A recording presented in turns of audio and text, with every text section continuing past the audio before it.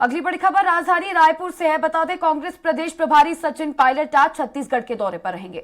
आज शाम 6:30 बजे रायपुर पहुंचेंगे। चुनावी तैयारियों का जायजा लेने के लिए आज प्रदेश प्रभारी सचिन पायलट छत्तीसगढ़ पहुंचने वाले हैं।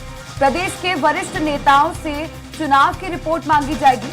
2 चरणों के चुनाव पर फीडबैक भी लिया जाएगा। अलग अलग जिलों का दौरा आज प्रदेश प्रभारी सचिन पायलट करेंगे।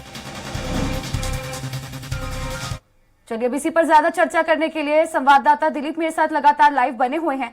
दिलीप, सुबह भी हमने इस खबर को लेकर अपडेट लिया था।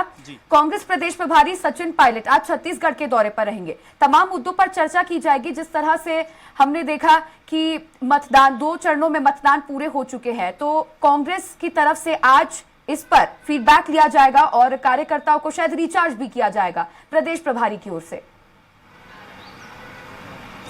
जी बिल्कुल तीसा, क्योंकि 2 चरण के मतदान हो चुके हैं और छत्तीसगढ़ की बात करें तो छत्तीसगढ़ में लोकसभा की 11 सीटें हैं।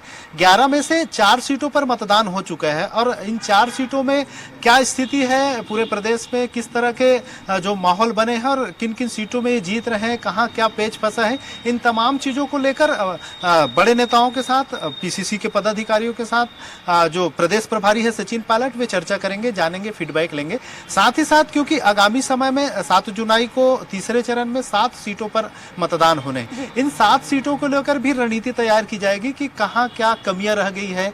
क्योंकि अभी तक जो स्थिति हम देख रहे हैं प्रदेश की बात करें तो बीजेपी प्रचार प्रसार में ज्यादा आगे नजर आ रही है। चाहे बड़े लोक सभाओं की बात करें या फिर बैनर पोस्टर की बात करें, होर्डिंग्स की बात करें, सभी जगह पर बीजेपी आगे नजर आ रही है। इसके पीछे रीजन भी ये है कि बीजेपी की केंद्र के साथ राज्य में भी सत्ता है और क्योंकि संसाधन उनके पास है। अभी तक कांग्रेस के पास एक भी हेलीकॉप्टर नहीं था प्रचार प्रसार के लिए पहले चरण में, और बीजेपी के पास 2 हेलीकॉप्टर हैं जिसमें लगातार मुख्यमंत्री सहित तमाम इनके जो बड़े नेता हैं वे प्रचार प्रसार के लिए दौड़ रहे हैं। इसके साथ ही साथ केंद्रीय जो मंत्री आ रहे हैं, चाहे केंद्रीय मंत्री अमित शाह की बात करें या भाजपा के वरिष्ठ नेता पीएम नरेंद्र मोदी की बात करें या फिर राजनाथ सिंह की बात करें, तमाम जो बड़े नेता के दौरे हो रहे हैं उनके पास भी तमाम संसाधन उपलब्ध है। इसलिए कहीं ना कहीं अब कांग्रेस चाहेगी इस रणनीति पर बात हो कि उन्हें अब किस किस तरह के संसाधन की जरूरत है। हालांकि जो बात जानकारी सामने आई है, एक हेलीकॉप्टर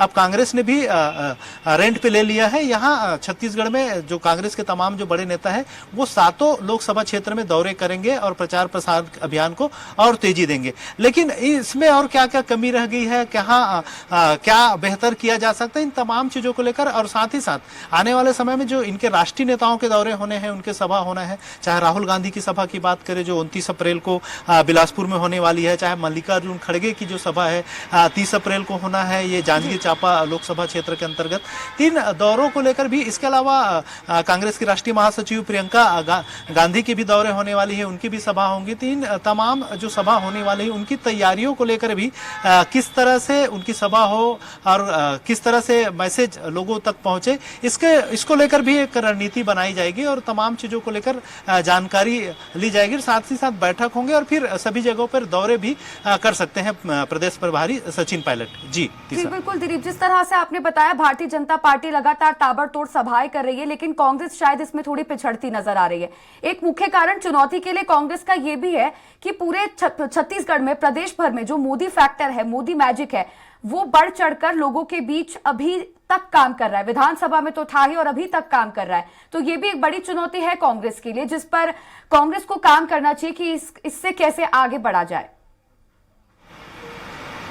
जी बिल्कुल तीसा, क्योंकि अभी देख रहे हैं हम बीजेपी जितनी जो प्रचार प्रसार कर रही है, चाहे उनके होर्डिंग्स हो या प्रचार करने के तरीके हो, सभी में मोदी मैजिक और मोदी की गारंटी को लेकर ही और मोदी के चेहरे को सामने रखकर प्रचार प्रसार किया जा रहा है।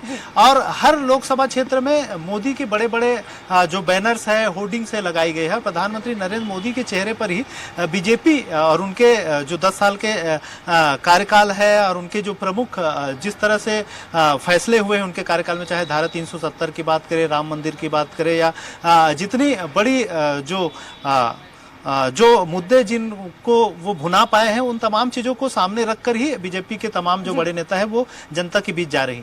वहीं कांग्रेस अपने प्रत्याशियों के दम पर, क्योंकि कांग्रेस ने लोकसभा में अपने जो प्रमुख बड़े प्रत्याशी हैं उनको ही मैदान पर उतारा है, चाहे सीएम भूपेश चलिए ठीक है, शुक्रिया जुड़ने के लिए और तमाम जानकारी दिलीप साझा करने के लिए।